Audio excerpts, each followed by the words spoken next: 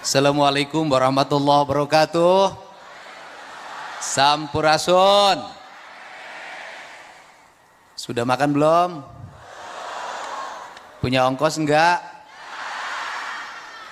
Punya duit enggak? Punya rumah enggak? Punya istri enggak? Tepuk tangan ya, semangat semuanya. Mudah-mudahan berkah. Semua yang hadir dari seluruh pelosok Provinsi Jawa Barat dipimpin oleh para camatnya, para bupati dan wali kotanya. Tetap semangat para bupati wali kota. Kita hadapi berbagai tantangan, rintangan, hambatan kita karena juara terbaik adalah juara yang mampu bertarung di atas badai. Jangan membangun rumah di tepi pantai kalau takut diterjang ombak. Dan anggaplah ombak yang selalu setiap waktu datang dan mungkin nanti lebih besar, itu jalan bagi kita menuju pulau kebahagiaan. Romantis sedikit namanya juga duda. Bang Ara saya hormati, kemudian ini masih hangat Ketua KSP kita, terima kasih. Terima kasih Bu memberikan penjelasan tentang apa yang dilakukan oleh para bupati wali kota di seluruh Provinsi Jawa Barat. Karena itu bukan kinerja saya, itu adalah kinerja seluruh rakyat Jawa Barat. Terutama para bupati wali kota yang bisa menggerakkan stakeholdernya. Dan itu mematahkan berbagai prasangka, praduga, dan hoax yang selalu disebarkan tentang Jawa Barat. Karena hari ini Jawa Barat jadi idola Bu. Seluruh influencer Jakarta itu kebanyakan hari ini nyoroti Jawa Barat. Biaya operasional yang dimuat di media sosial hanya gubernur Jawa Barat. Itu luar biasa. Nggak ada ceritain biaya operasional provinsi lain. Semuanya Jawa Barat. Saya cukup bahagia karena saya dianggap satu-satunya gubernur yang ada di Jawa Barat. Terima kasih.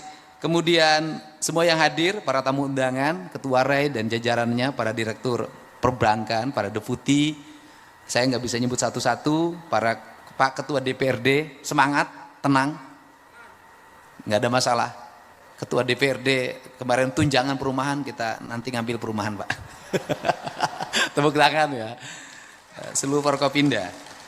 Orang Sunda tuh begini, kemakmuran menurut orang Sunda tuh gimana sih? Kemakmuran menurut orang Sunda tuh satu, imahna pageh. Dua, bajuna weteh. Gitu. Tilu, biwirna baseh. Opat, pamajikanana jarang rene. Yang kelima barijeng dikereye. Sederhana. Pak Rektor ITB terima kasih, Rektor Unpad. Jadi bagi orang Jawa Barat, kepemilikan rumah itu yang pertama. Rumah itu yang pertama. Jadi imahna pageh heula. Baru setelah imah pageh itu baju weteh. Jadi jangan dulu kredit baju kalau belum punya rumah. Jangan dulu kredit mobil kalau belum punya rumah. Jangan dulu kredit motor kalau belum punya rumah. Mulailah dari rumah. Maka lagunya adalah rumah kita sendiri dalam ajaran Islam. Baiti zanati. Surga itu ada di rumah. Ya kan? Ya ada isinya yang Sukma Ayu. Saya ada rumahnya ada beberapa tapi istri nggak punya. Siapa yang mau isi rumah saya dipersilahkan. Nah itu rumah dulu. Nah sekarang kemudian baru bajunya wete. Setelah bajunya wete baru bibirna base. Apa artinya menikah? Kemudian setelah itu ingat setelah menikah. Istrinya harus berkabe.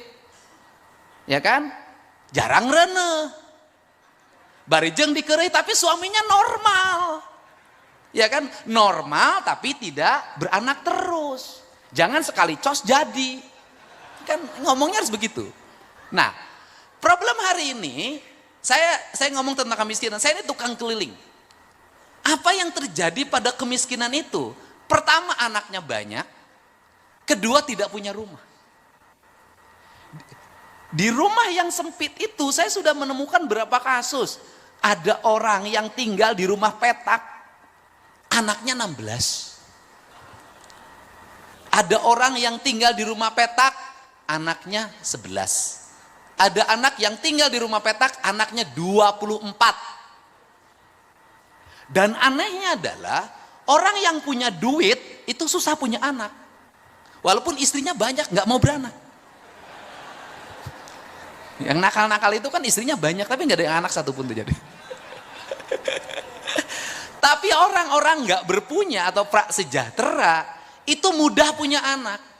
Anak orang kaya susah makannya, harus cari dokter gizi, dicekok dulu. Anak orang miskin pengen makan terus, itu hawanya beda.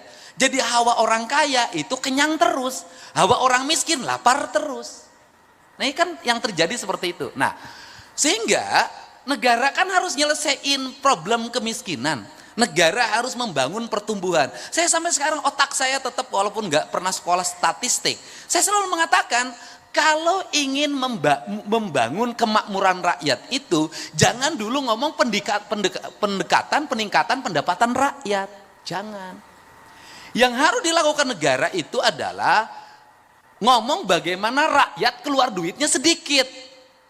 Karena saya punya pengalaman sebagai orang desa, ibu saya anaknya 9, kok saya bisa sekolah sih sampai sarjana 9-9-nya?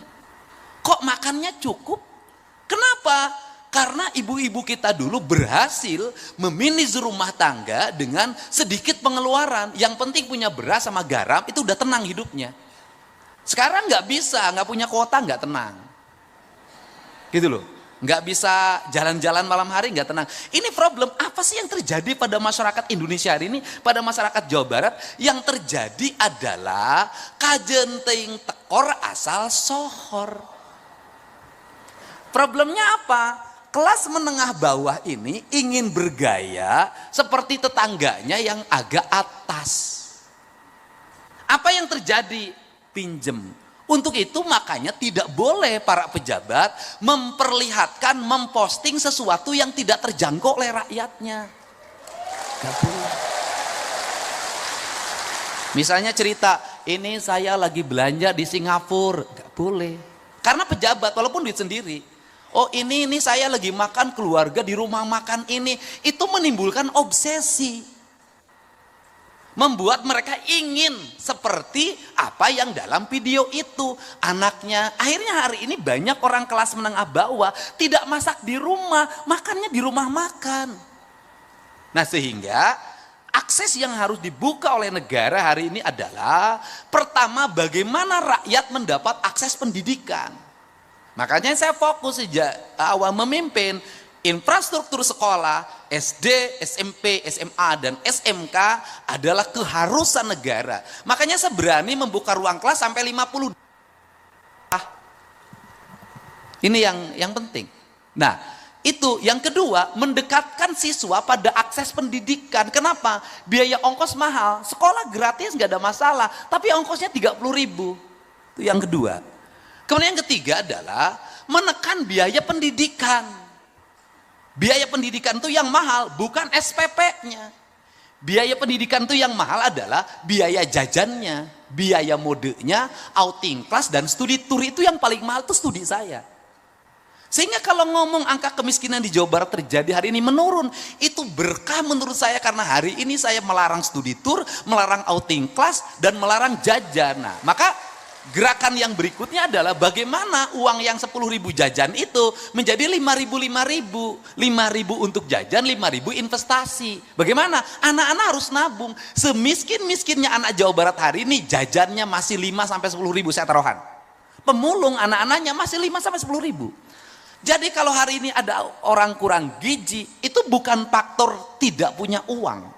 Tetapi faktornya adalah tradisi jajan lebih tinggi daripada tradisi memasak di rumah.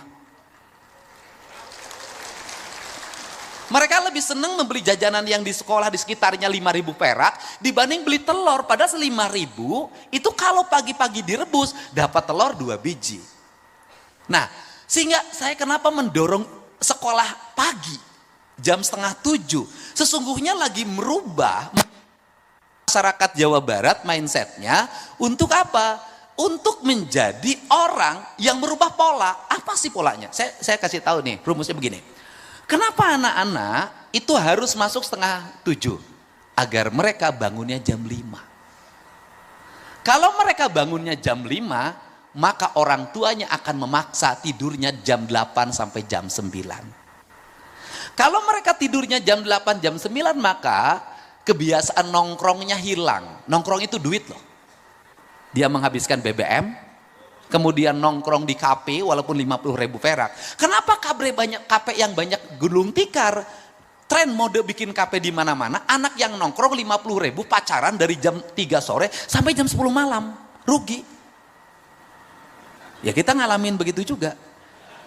Kalau yang punya duit enggak mau kelihatan umum, ngeluar duitnya banyak. Nah, makanya itu didorong untuk dirubah. Yang berikutnya adalah saya meminta membawa bekal ke sekolah bagi mereka yang MBG-nya belum ada. Untuk apa? Membuat tradisi memasak. Jadi tradisi memasak kaum ibu di rumah itu sesungguhnya piranti jalan untuk membangun kesejahteraan rakyat. Tradisi. Nah, dari tradisi ini, maka yang kedua adalah layanan terhadap ini nanti ya berpengaruh pada perumahan. Layanan terhadap kesehatan. Makanya penting ambulan. Makanya Pak Kepala Bapeda, tolong sopir-sopir ambulan itu oleh kepala desanya tidak dilengkapi BBM. Akhirnya walaupun ambulannya ada, ketika berangkat mungut. Dan mereka tidak digaji. Makanya saya meminta sopir ambulan itu dimasukkan menjadi tenaga pemerintah kabupaten dan provinsi. Ini penting loh Pak. Jangan sampai yang nggak ada kerja digaji, yang kerja nggak digaji. Ini di Indonesia itu begitu. Nah, ini harus diakses. Yang kedua adalah bagaimana mereka mendapat layanan di rumah sakit. Nah, apakah layanan di rumah sakit itu masih menyelesaikan BPJS bagi masyarakat miskin? Tidak. Di rumah saya itu setiap hari 50-100 orang ngantri untuk mendapat bekal operasional. Makanya operasional gubernur diberikan ke sana. Kenapa? Pak, BPJS-nya sudah bisa Pak, kita free. Tetapi Pak, kan selama saya di rumah sakit suami saya nggak kerja. Berhenti Pak anak di rumah, makannya dari mana? Makanya perlu biaya untuk nungguin. Maka di Bandung saya sudah meminta kepada Dinas Kesehatan untuk seluruh rumah sakit yang menjadi rujukan dari daerah, kos-kosannya dikontrak oleh Pemprov. Kenapa? Mereka selama nungguin di sini bolak-balik ongkos berapa? Saya tiap hari itu menangani orang yang Pak kemoterapi, berangkat dari Bekasi ke Rumah Sakit Hasan Sadikin 750.000. Kemoterapinya nggak bayar Pak, tapi dari rumah menuju. Nah ini hadir lagi, negara hadir lagi menyelesaikan itu. Nah itu kedua diselesaikan. Nah kalau kebutuhan dasar masyarakatnya sudah terpenuhi, pendidikannya sudah free, kemudian negara keras terhadap sekolah untuk anak-anaknya tidak boros jajan, mereka menabung, saya yakin mereka punya masa depan, mereka punya akses rumah. Nah karena itu maka pada waktu gelombang demonstrasi kemarin, saya sudah punya tradisi dari dulu sejak bupati, saya memutuskan Provinsi Jawa Barat untuk memberikan jaminan bagi seluruh pekerja informal di Provinsi Jawa Barat.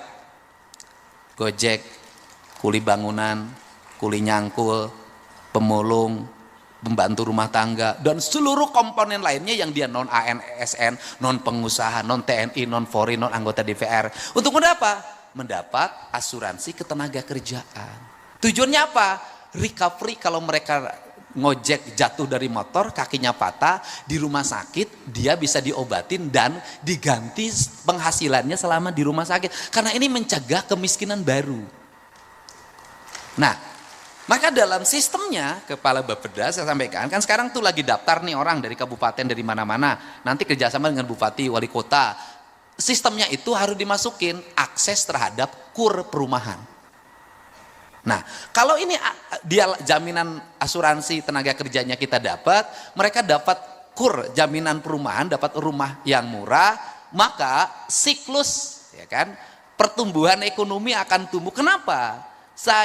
Apa sih yang terjadi di Jawa Barat hari ini? Yang terjadi di Jawa Barat hari ini adalah merubah paradigma anggaran provinsi dari anggaran orkestrasi menjadi anggaran teknokrasi.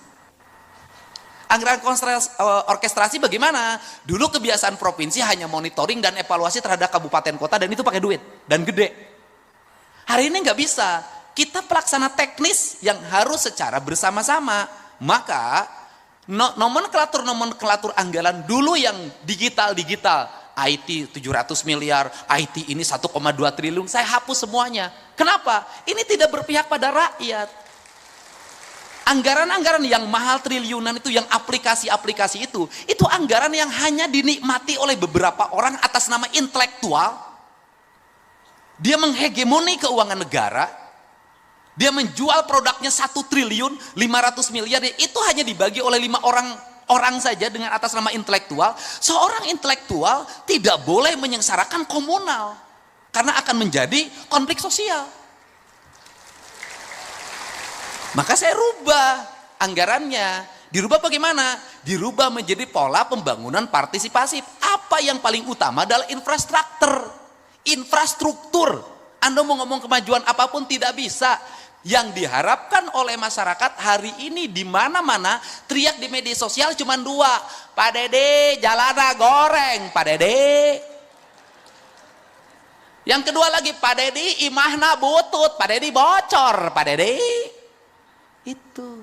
Nah, kalau seperti itu maka anggaran dirombak. Nah, apa sih yang terjadi di provinsi kalau tadi melahirkan pertumbuhan, kemudian lapangan kerja terbuka, merubah Pak, misalnya begini. Dulu di Dinas Pendidikan Jawa Barat tidak 1 unit bangunan pun teranggarkan. 0. Saya rubah hari ini mendekati 1 triliun. Dulu anggaran infrastruktur jalan seprovinsi Jawa Barat ini hanya 400 miliar. Hari ini 3 triliun.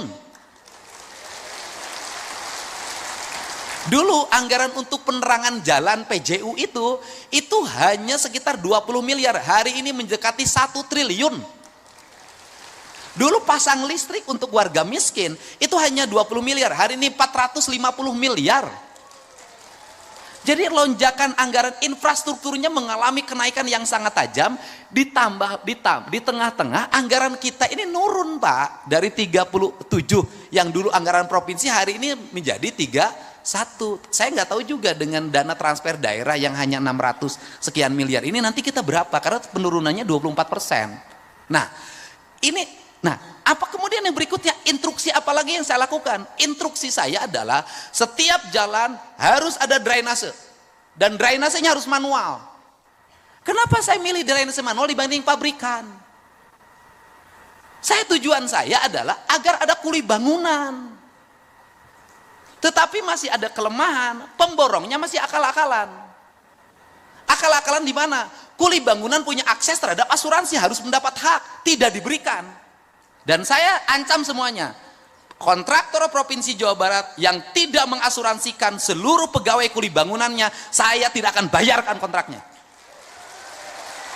Atau saya akan potong itu asuransinya, saya bagikan ke kuli bangunannya. Ini kan yang terjadi seperti itu. Nah, kemudian setelah itu saya katakan lagi, apa yang terjadi lagi? Saya ngomong tentang ketidakadilan. Ini kan kurangnya gubernur dan bupati mengorkestrasi perumahan. Kan yang selalu menjadi tuduhan adalah termasuk saya yang dituduh gitu kan. Saya ketemu Pak Ara saja, acara baru sekarang. Itu pun saya mau datang tujuannya memberikan bantuan rumah rakyat miskin untuk warga yang dipelopori oleh Yayasan Buddha Suci. Tapi postingannya kan saya mendapat aliran dana gratifikasi. Yang punya rumah bagus Pak Ara yang dituduh saya. Lah, tapi kalau saya langsung jeblaknya saya jawab, justru saya ini adalah kalau saya bertemu dengan para konglomerat membangun perumahan di Jawa Barat, ingat dalam setiap perumahan yang dibangun ada kekayaan yang diambil, ada peningkatan pendapatan para konglomerat yang diambil. Justru saya mau balik, harus membangun 1 atau 2 kampung yang rumahnya tertata, yang itu diperuntukkan untuk orang miskin. Ini kesalahan dulu apa sih? Kesalahan dulu para pejabatnya sibuk terima duit dari pembebasan, udahlah dari izin segala macam, nggak mikirin ini orang digusur mau dikemanain. Saya mikirnya bukan itu hari ini. Saya berikan contoh di daerah Bekasi, di daerah Karawang, pertumbuhan rumah elitnya tinggi banget, luar biasa. Tapi di depan rumahnya, rumah kumuh, warung-warung kumuh berjejer. Dan itu dibiarkan, sampah bertumpuk. Saya tadi pagi ketemu Bupati Karawang, saya turunin alat berat, saya bersihkan seluruh bangunan itu. Kemudian setelah itu apa yang kita lakukan? Bupati Karawang sepakat, siapkan dana 40 juta per rumah kita bangun rumah-rumah mereka. Nggak boleh lagi di sini. Maka anggaran bantuan perumahan di provinsi hari ini kan sudah 40 juta. Tetapi di balik itu juga kita harus bicara kearifan. Ini ITB ahlinya. Kearifan bagaimana? Bangun rumah jangan dipaksain. Di Sumedang, di samping kaki bukit dipasang perumahan. Di endak-endak ini rontok. Ini juga nggak boleh sembarangan. Kata orang Sunda, ciri sabumi, cara sadesa, jawada tutung biritna, sacarana lain tepak sejen igel, pasti pakodari tenyaho. Apa itu artinya? Membangun itu harus sesuai dengan karakteristik lingkungan. Tanah, air, udara, mataharinya. Saya ngomong itu yang disebut papat kalimat pancer. Sehingga kalau sudah dibangun itu harus pancer, dia kokoh. Nah, makanya dibagilah piranti, mana rumah untuk daerah pinggir pantai, mana daerah rumah pertengahan, mana rumah pegunungan. Maka di konsep provinsi hari ini kita lagi ngembangin rumah bambu. Di daerah-daerah yang seperti Sukabumi, Cianjur, Garut Selatan, Bandung Selatan, kemudian daerah Bandung Utara, itu nggak bisa lagi semua dipaksain tembok, semua harus disesuaikan dengan kontur lingkungannya. Untuk apa? Apalagi dengan ancaman Trans Lembang. Kan harus kita pikirkan bencana yang akan ditimbulkan dengan itu. Setelah itu maka yang paling berikutnya harus dirumuskan oleh kita adalah membangun brand tentang rumah. Bagaimana brand? Kita ini rumah itu tidak dibangun berdasarkan culture-nya. Bangunan-bangunan ini sini, ini beda, ini beda, ini beda, ini beda. Makanya kenapa? Apa sih yang unggul dari sebuah kompleks developer perumahan itu? Yang unggulnya adalah bangunannya sama, jalan aksesnya ada, fasilitas umumnya ada. Yang paling berat hari ini adalah di perumahan biasa. Kenapa? Lomba-lomba, tetapi di situ harus ada pembatasan, Pak. Pembatasannya bagaimana? Mereka yang mendapat akses terhadap kredit perumahan tipe 36 itu tidak boleh besok tiba-tiba dirubah perumahannya menjadi tipenya tipe mewah. Kenapa? Ketika dia ngambil perumahan subsidi di situ 36, besoknya dia bangun 3 lantai di situ, maka dia sudah mengambil hak orang lain. Artinya akhirnya besoknya timbullah kecemburuan sosial. Yang ini tetap tidak berubah karena memang rumahnya peruntukan kelas menengah ke bawah. Tiba-tiba tetangganya rumahnya gede banget dan hebat banget. Itu konflik, bertengkar itu. Karena tidak ada satu perasaan dan satu tujuan. Nah, ini yang harus dibangun. Sehingga pada hari ini saya berharap nanti setelah sistem pengelolaan KUR perumahan di Jawa Barat ini bisa menyerap 30% dari total KUR perumahan nasional, maka implikasinya adalah akan lahir multi-layer efek ekonomi. 1, toko bangunan akan laku. 2, sopir yang angkut bahan bangunan hidup. Yang ketiga, kuli bangunan hidup. Yang 4, mandor bangunan hidup. Tukang kayu hidup. Warung Randa biasanya itu yang jualan di bangunan. Dan ini problemnya di sini, Bang Ara tuh saya tuh tahu problematika yang begini. Apa sih dari kelakuannya ini? Mohon maaf saudara-saudara, banyak yang kelemahan dari pekerja bangunan itu adalah kelemahannya adalah keterbukaan dan ketidakjujurannya agak dominan. Kenapa agak dominannya? Kontraktor ngerjain mandor, mandor ngerjain kuli. Yang paling korban tukang warung. Korban, Pak. Kan saya nanganin tiap minggu yang begini, Pak. Bagaimana? Kontraktornya ngemplang, kemudian mandornya dikemplang. Karena mandornya dikemplang, mandornya ngemplang kuli. Kuli sekian bulan tidak dibayar. Kulinya pulang, tukang warung mati.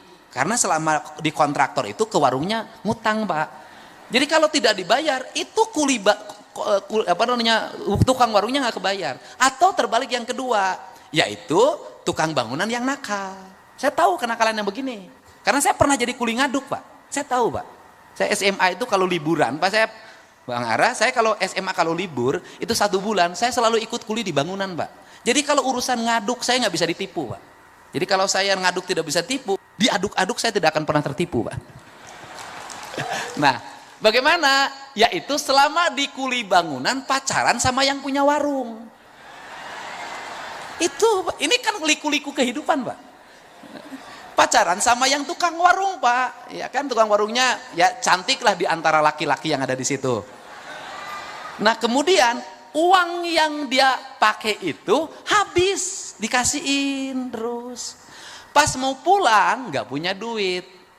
Nanti nyampe ke rumah pura-pura sedih sama istrinya. Ceritanya gimana? Tadi bayar kumandor atau pula-pula kecopetan. Itu seninya kuli bangunan, Pak. Nah, dan yang terakhir, kekuatan inilah yang harus menjadi daya dukung. Yang terakhir kan orang ribut tentang penutupan tambang yang berdampak pada menurunnya produksi tambang untuk kepentingan pembangunan. Sebenarnya saya ini lagi mengatur siklus. Kenapa? Hari ini setiap ada proyek pembangunan selalu dimanfaatin oleh preman. Untuk apa? Mendapat bahan tambang. Ahli tambangnya tidak punya, modalnya cuma sewa alat berat. Ngambil bahan baku di mana-mana. Jualnya sama dengan yang lain yang berizin. Bayar pajak tidak, bayar reklamasi tidak, hanya pinjam alat berat. Mereka tiba-tiba menjadi orang-orang kaya mendadak di berbagai tempat. Tapi uangnya hilang lagi karena besoknya kawin lagi. Saya tahu gitu. Nah, saya ini sekarang lagi membuat regulasi untuk apa? Pembangunan yang di sini, sumber tambangnya dari sini. Tambang di sini yang digeser, setelah tambang apa yang dilakukan. Kemudian ini dengan ini MOU, langsung tidak lagi pakai pihak orang. Kamu kebutuhan tambangnya sekian juta kubik, dipenuhi dari sini, kamu fokus aja melayani ini kontrak. Untuk apa? Mendapat kepastian subsidi, supply, dan tidak mahal. Dan tidak lagi ada calo di sini. Kenapa?